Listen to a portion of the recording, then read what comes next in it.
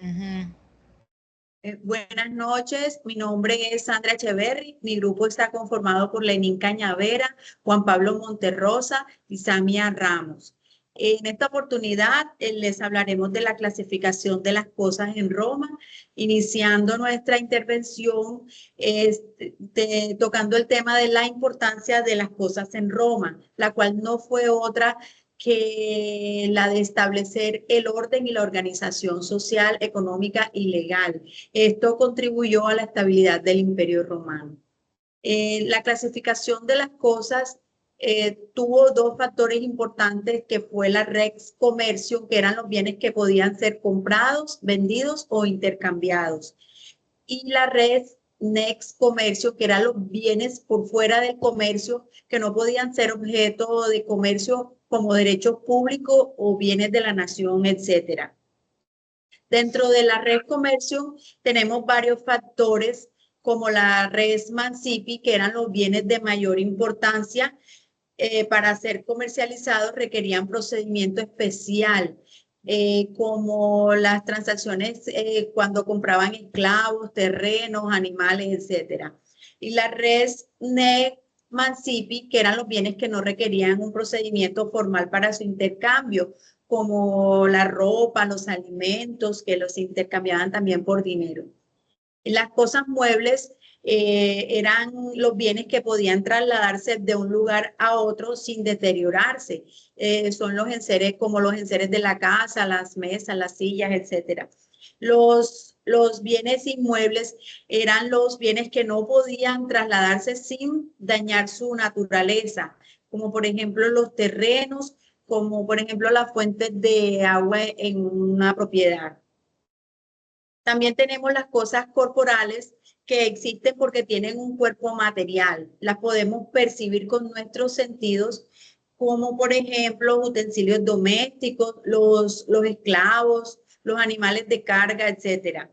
Y las cosas incorporales, que son las cosas que no podemos percibir con nuestros sentidos, como las ideas, los pensamientos y las creencias. En este momento invito a mi compañero Lenín Cañavera para que haga su intervención, iniciando, explicándonos la importancia o los beneficios de la clasificación de las cosas en Roma. Lenín. Sí, buenas. Bueno, la clasificación de las cosas y los bienes en el Imperio Romano fue muy importante, ya que les permitió establecer los derechos y libertades a los ciudadanos, y para ayudarlos también a definir cómo resolver conflictos, ya que les permitía también determinar si un bien podría ser comercial o no, o sea, rex in commercium o rex extra commercium. Entonces, sí fue muy importante la clasificación de las cosas, ya que los objetos del mundo real tenían valores para las personas. Entre ellas encontramos las cosas divisibles e indivisibles, donde las divisibles, aún separándose en parte, siguen manteniendo sus valores económicos, como por ejemplo una barra de metal, o el trigo, el dinero de la época. Y las indivisibles, que son aquellas que pierden su valor si se dividen, como por ejemplo una mesa, los animales, un vehículo de carga del tiempo, etcétera. También encontramos dentro de estas clasificaciones cosas principales y cosas accesorias, donde las cosas principales son todas aquellas que tienen existencia propia e independiente, donde le sirven al hombre para cubrir sus necesidades, como por ejemplo los animales de carga, la servidumbre, los terrenos, los esclavos, y las cosas accesorias son todas aquellas cuya naturaleza y existencia están determinadas por otra cosa de la cual dependen. Mi amigo o compañero Juan Pablo, también quisiera preguntarte ¿qué importancia crees tú que tuvo la clasificación de las cosas en el Imperio Romano? Bueno, compañero, para mí la clasificación de las cosas es muy importante, ya que son el fundamento de los derechos y las obligaciones de las personas y de los bienes económicos. La clasificación de las cosas nos permite organizar, ordenar y conocer mejor el mundo que nos rodea. Dentro de esta clasificación de las cosas tenemos las cosas fungibles y las no fungibles, donde las fungibles son aquellas que son sustituidas por otras de su misma clase, como por ejemplo el dinero, la ropa, los alimentos.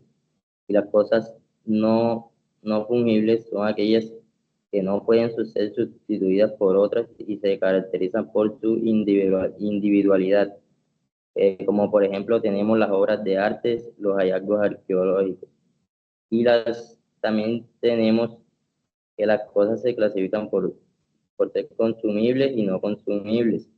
Las consumibles son aquellas que se consumen luego de darle su primer uso, como por ejemplo las comestibles, las bebidas, entre otras. Y las no consumibles son aquellas que están hechas para durar o duran luego de un uso prolongable. Como por ejemplo tenemos los bienes y raíces, los libros y la vestimenta. Pues los voy a dejar con mi compañera Sami, que les va a hablar un poco sobre la red religiosa. Hola, muy buenas noches, compañeros. Buenas noches, profesor. Me gustaría conversarles o compartirles sobre la res sacrae o res religiosa.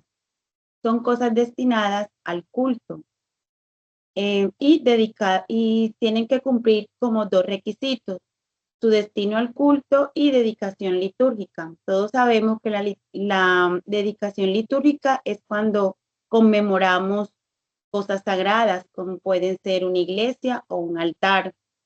Las cosas sagradas pueden ser tanto lugares como objetos. Lugares sagrados en derecho canónico pueden ser muy diversos. Por ejemplo, una iglesia, un oratorio, santuarios, capillas, cementerios. El derecho canónico, como todos sabemos, es el conjunto de normas jurídicas que regulan la organización, funcionamiento y disciplina de la Iglesia Católica. Los bienes sagrados no son necesariamente la propiedad de una persona jurídica o pública en el derecho canónico. Por eso no siempre serán bienes eclesiásticos, o sea, no siempre van a pertenecer a la iglesia. Por ejemplo, un bien inmueble serían los templos, los monasterios, los conventos o seminarios, etc. Un bien mueble serían las obras de arte, reliquias, imágenes religiosas, entre otras. Los bienes financieros serían las donaciones, herencias, entre otras. La res sacrae o res santa, res sacrae o res sagrada, cosa sagrada, será pública o privada dependiendo del carácter dominal. Esto quiere decir que cuando un bien es considerado sagrado, esto implica una restricción por parte del Estado sobre su uso y disposición. No todo el mundo puede tener acceso a ese tipo de cosas que son sagradas, se consideran sagradas. También me gustaría conversarles sobre la res sacrae o santa. Eran aquellos bienes protegidos por una sanción religiosa. Se consideraban inviolables y cualquier daño o uso indebido podría ser castigado severamente. Por ejemplo, como unos muros, unas mallas, puertas. También las res comunes, cuyo uso es común a todos los hombres, como el aire, el agua, el mar, las cosas del mar. Por su naturaleza no podían ser exclusiva de una persona. Esta idea influyó en el desarrollo del derecho público y derecho ambiental. Entonces, como podemos ver, la clasificación de las cosas ha sido muy importante en la evolución del derecho en las épocas posteriores. Y para culminar, me gustaría compartirles información sobre la res publicare, que pertenece al pueblo romano, considerado como entes jurídicos, lo que son los ríos, puertos, edificios, calles. La res pública era administrada por el gobierno y su acceso era muy limitado y regulado. Con esto terminamos. Muy buenas noches. Espero que hayamos sido claros en el tema. Hasta luego.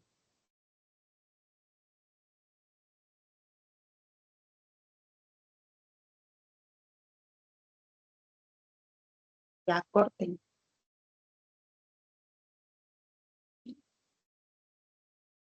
Ya están. Ya.